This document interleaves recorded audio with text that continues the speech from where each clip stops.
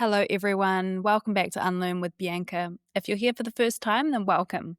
On this podcast, we explore everything around self-healing, health, personal growth, the mind-body connection, relationships, and more. Hello, my people. Welcome back to today's episode. Today, I'm going to be hitting you with some hard truths that will set you free.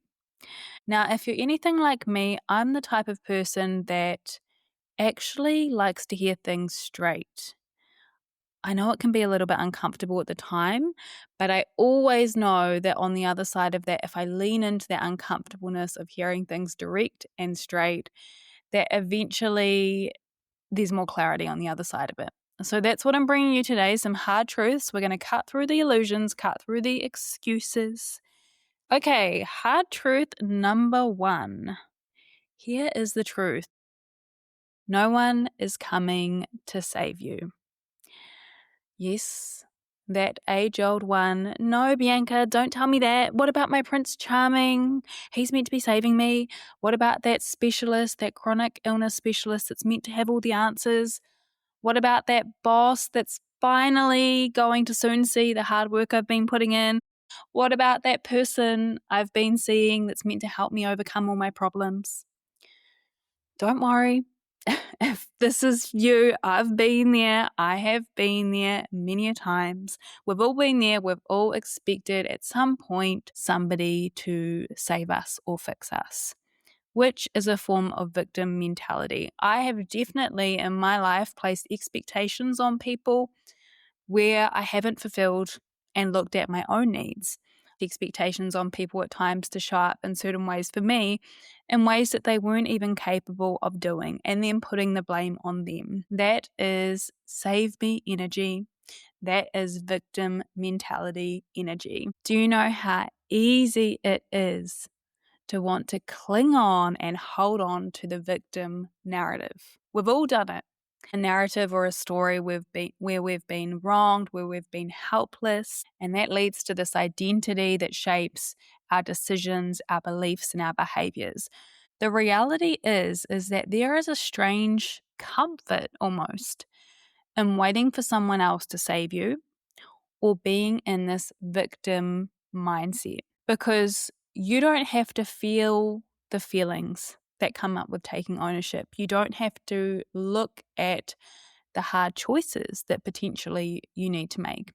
And you don't have to look at your own habits and patterns. So it is really easy to stay in this save me victim mentality. When I'm working with my clients, we often talk about the point that you need to get to take responsibility for your health and take influence over doing something different for your health. But this extends out to every other area in life, because nobody can make you think or act or be or do something different until you yourself are ready.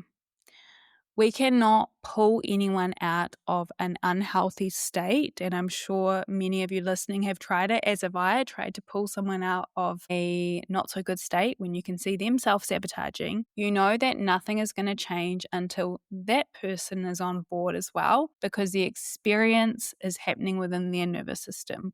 Whatever they're going through is happening within their nervous system, meaning that they have to be a key player in wanting to change. So the point I want to get at here, you have to get to a point where you get so sick of your own bullshit, so sick of the same thing, that you're willing to step outside of the save me mentality and the victim mentality that to this point has given you a sense of comfort and predictability. If suffering is familiar, if that's something you've known for a long period of time, happiness will feel uncomfortable. It might feel so uncomfortable that you don't even know who you are without the pain stories. You don't even know who you are if you don't carry an old narrative around with you. Another example might be in relationships. If chaos is familiar, then peace can feel uncomfortable. And it seems crazy. It's like, why would I choose a chaotic relationship? But if your nervous system has been used to the chase, if your nervous system's been used to getting certain hormonal hits, it will repeat that. And to take that even one step further, we're often repeating patterns in our current reality to help us resolve something from the past. So let's take an example. Imagine a woman who didn't have a present father figure growing up. Maybe that father was not around much. Maybe they were neglectful in terms of they didn't meet their emotional needs. Someone who had this experience, their nervous system could be so intelligent and rely on predictability so much that it actually seeks to play out the loop and close the loop of whatever was going on in childhood. The childhood brain couldn't figure out why dad was coming and going or why dad wasn't there as a stable figure. When we get to adulthood, she could unconsciously be going for men who neglect her, who are hot and cold, whose love she has to chase, to close that loop and finally prove to them that she is good enough. Isn't that crazy? If we go back to the lens of the victim mindset and the save me mindset, it could be really easy for someone to go into, why do I keep getting these same partners? Why does no one care about me? We've heard it all before. It would be really easy to go into that mentality without looking at what is going on beyond that, without taking responsibility. So when we recognize that we are in our victim stories and we are in our save me stories, there is a choice. There is a new choice. You are allowed to have your victim moment.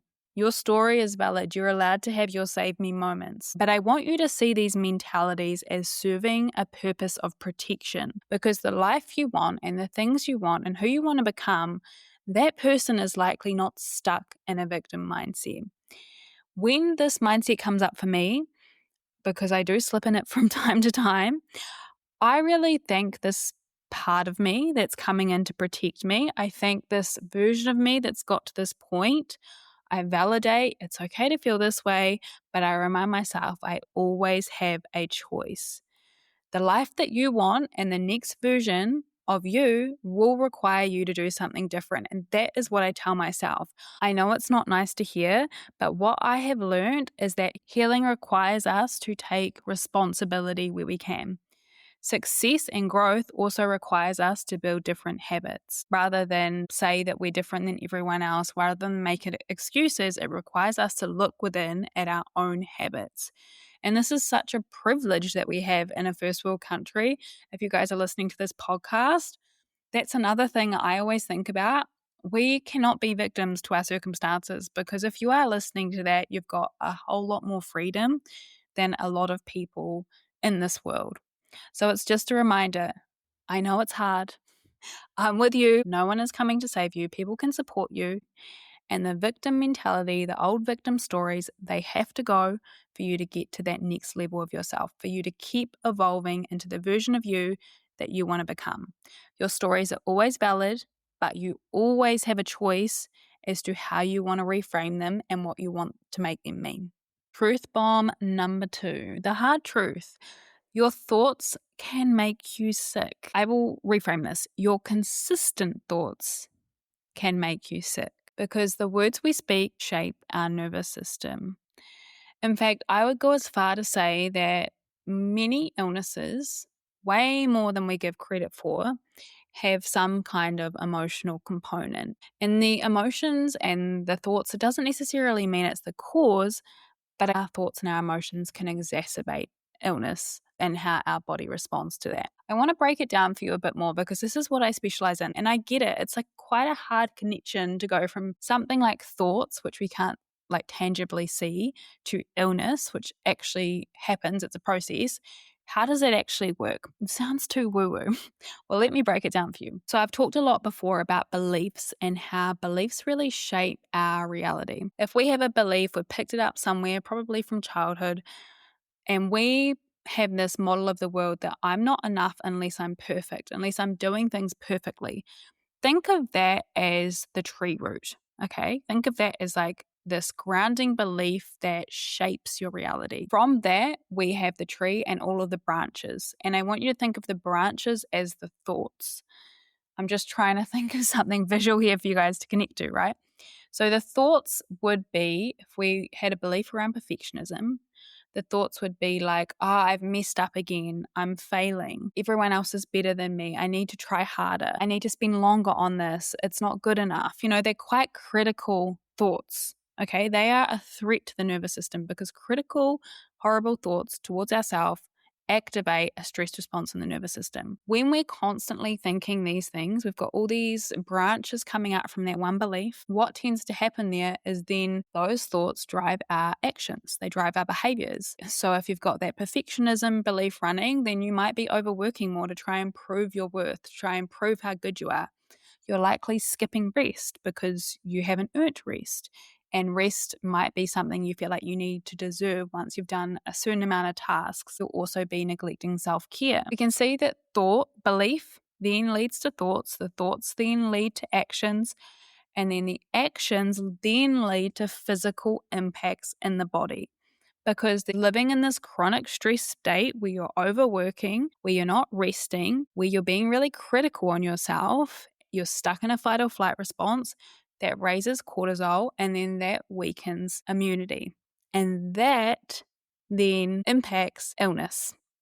That is the correlation between thoughts and illness. And that is what I see all the time with my clients, and it's also what I've experienced myself. I'll give you guys one more example. A classic belief would be, I'm responsible for everyone else's happiness and I need to be there for everyone else, right? That's the tree root. Then we've got the thoughts, all the branches coming out. There would be so many for this one because this is all around responsibility and people pleasing. It could be, it's my fault they're upset. I should have done more. Can I go help them? I don't want to let them down. All these types of thoughts responding to everyone else's needs.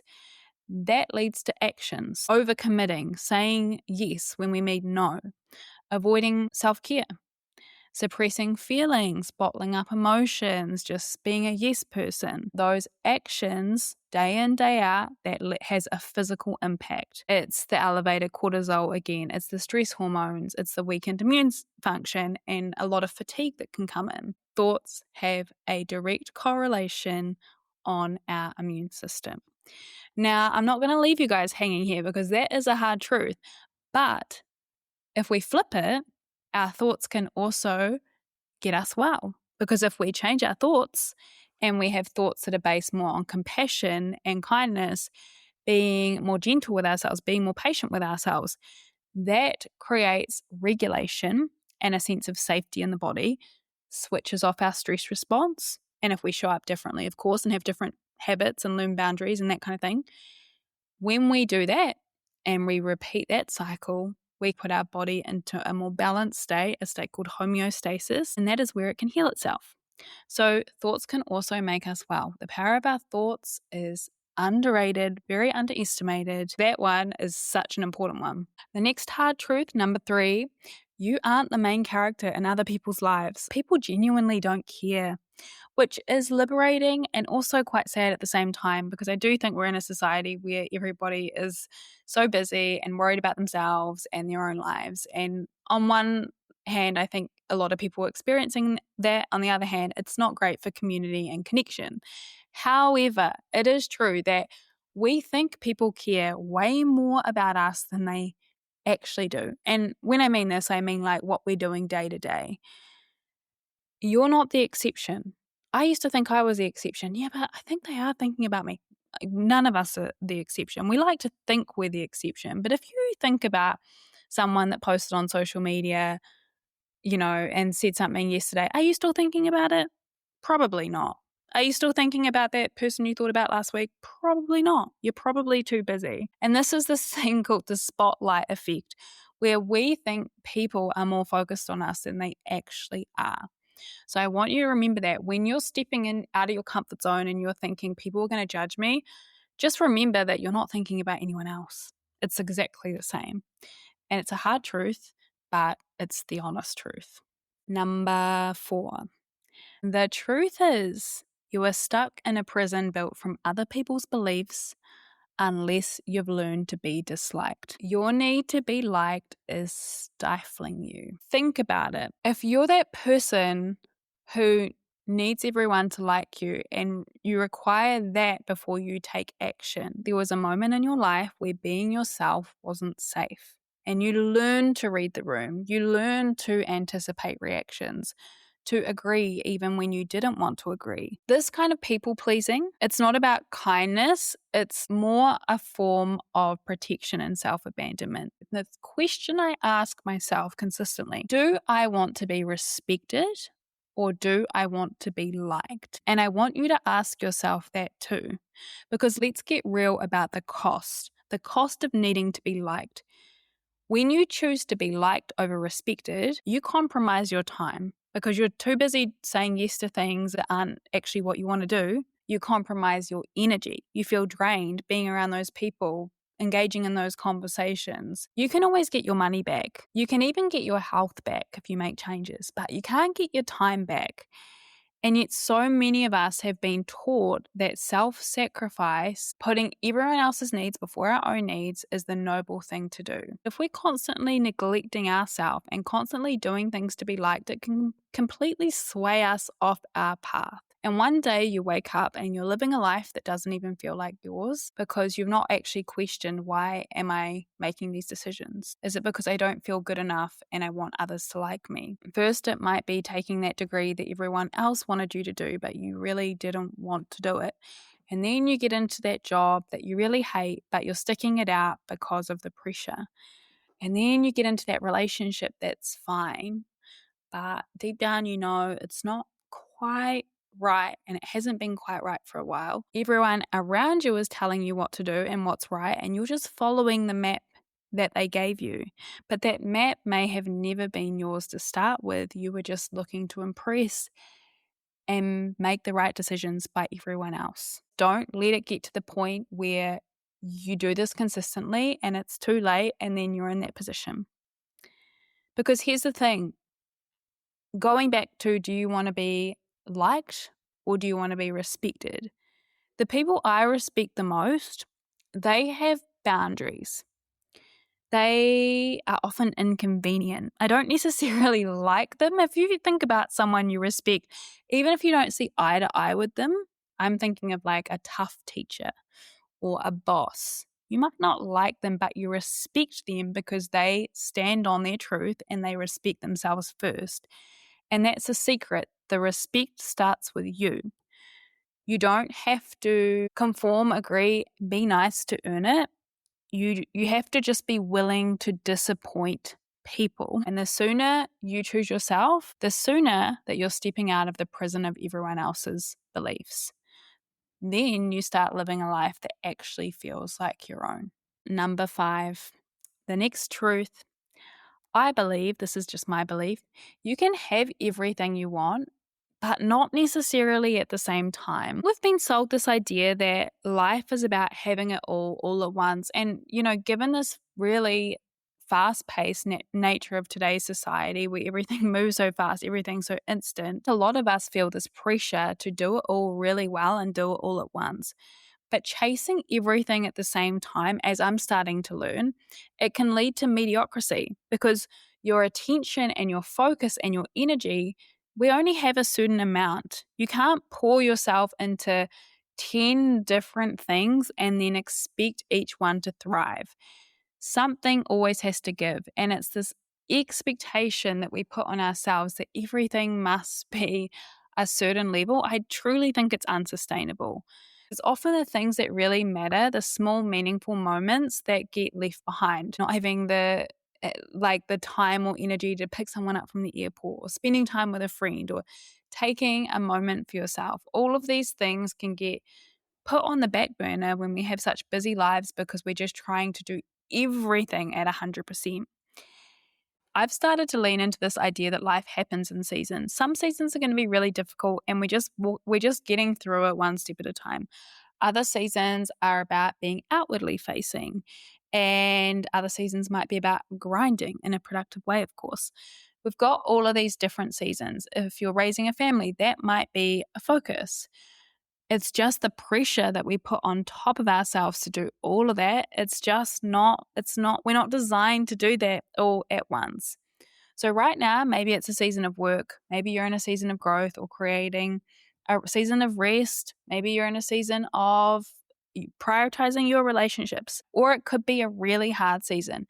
The more you accept that this is just the season you're in and get present wherever you are, the more you get to experience what truly matters, and you can get those lessons as well because you're present in that experience. Number 6, the truth is uncomfortable conversations are at the cornerstone of connection. A lot of people assume that no conflict is healthy. I don't agree with that. I think there needs to be conflict in a sense to grow relationships or grow in general. It doesn't mean yelling and screaming and anger. There can be obviously healthy ways to communicate. But if our needs are never voiced, then there's no opportunity to have them met. Avoiding emotions doesn't make them just disappear. It makes them louder later. And louder can actually mean your body speaks. If we have these beliefs around uncomfortable conversations and conflict, for example, if there's conflict, that means the relationship might be over, or if I show my emotions, then people will leave. If we've got these fears running in the background, we suppress our own needs and how we truly feel. And I honestly think, after working with a lot of people and my own experience in healing chronic symptoms, so many people are sitting in this tension in the nervous system. They're not voicing their needs or feeling safe enough to voice their needs and their true feelings. When we have and we are courageous in having these uncomfortable conversations, these hard conversations, it's like letting air out of a big balloon for the nervous system. Sometimes I do think it's important that we live our life by the let them theory. Let them think what they want. Let them do them. Let them be the way they are. That's not going to affect me. Yes, that can work, absolutely. But at other times, and I think we as individuals will only know when that time is right.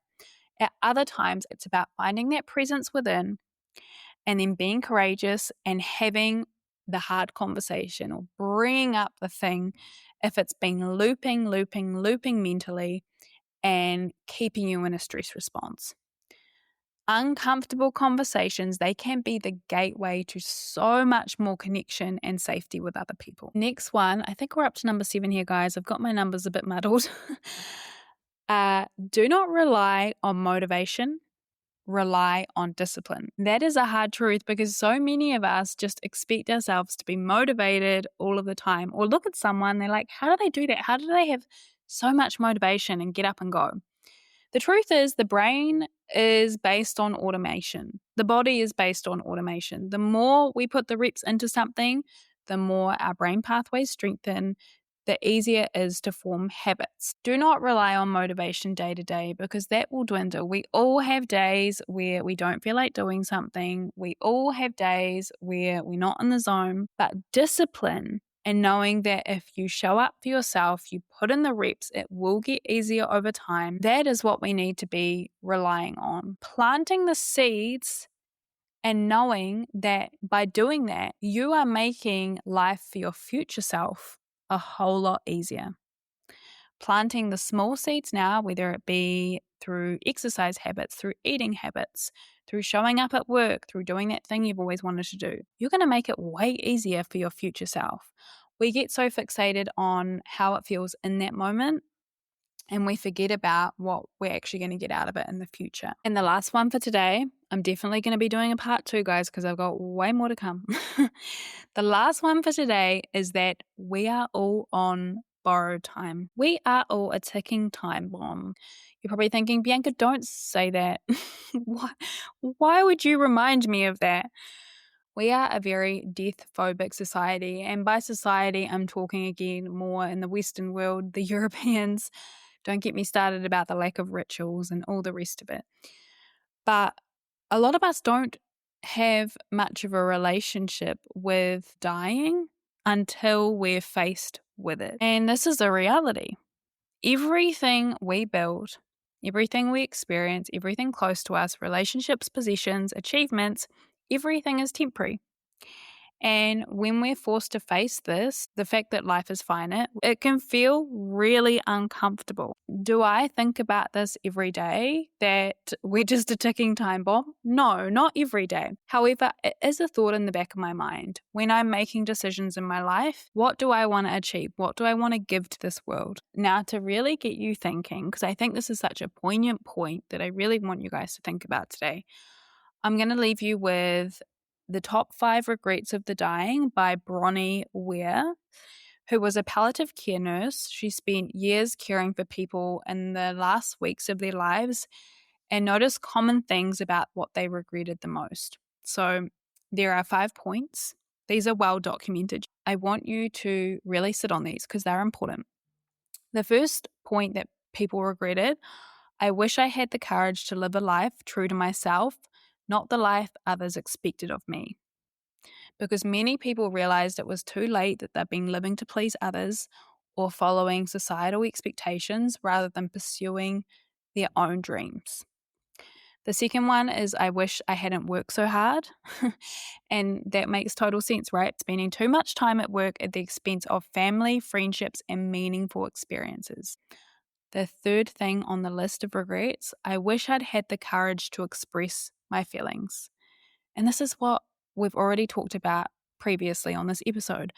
Bottling up emotions to avoid conflict or discomfort can lead to regrets over lost connections and unexpressed truths. And this is the point that stands out to me the most, and it's a point that I really try and live by, especially in the last few years. As someone who thinks, oh yeah, I should get around to doing that or saying that, I think we can all really practice learning to trust ourselves, be courageous, and express. If you want to compliment someone, say the compliment. If you want to tell someone how much they mean to you, say it. If you want to bring up that unresolved thing from the past, do it given the right time and space, but have the courage to do it, because people live with these regrets. We don't want to be living with those regrets. I definitely don't want to be living with those regrets. It's never too late to start practicing this. There's 2 more. I wish I'd stayed in touch with my friends. Many of the dying regretted letting friendships fade and not investing in relationships that truly mattered. And the last one is, I wish I'd let myself be happier. People realized at the late stages of their life that happiness is often a choice. If they'd let go of worries, insignificant worries and expectations and societal pressures, they reported that they could have allowed themselves to enjoy life more. And that's really sad, but I think it makes sense again, because we live in this mentality of, I'll be happy when. I will be happy when I get this job. I'll be happy when I get in this relationship. I'll be happy when I've paid my student loan debt off. That's me. I've still got student loan debt, and I'm chipping away. I'll be finally happy when I lose that weight. I'll be happy when. It's a fallacy. It's not true. You are worthy to be happy now because you exist. You can still want things, you can still dream, you can still grow, but you can still choose joy and happiness along the way, not just at the finish line. Because as these 5 regrets are showing us, that the finish line may not be as far away as we'd like it to be. So we have to choose happiness when we can in the process of becoming. You're not too old to do something new. You might have just become too comfortable in your habitual patterns. It's never too late to start showing up differently. And I love reminding myself, as long as we have breath, as long as we are breathing, we have options and we have choices. We are only one choice away from a different reality. Wow, guys, that was a deep one, a deep one to finish off with. But, we need those hard-hitting truths. We need those reminders sometimes. I hope you have enjoyed today's episode. I hope that maybe some of you felt a little bit uncomfortable there, and that's good. There's nothing wrong with that. We're all just wanting to be the best, most fulfilled versions of ourselves. And sometimes that just requires us to dig deep and look at ourselves and how we're showing up. I hope you guys have a beautiful week ahead. Oh, and before I forget, as I said on my last episode, I am doing one in-person lightning process training the 12th to the 14th of December in Christchurch. There is one space left available. So if you're wanting tools to retrain your brain, to regulate your nervous system, you want support of a group, you're ready to make changes for yourself, then get in touch with me. I'll leave all of my details in the show notes. Have a beautiful week, everyone, and I'll see you on the next episode.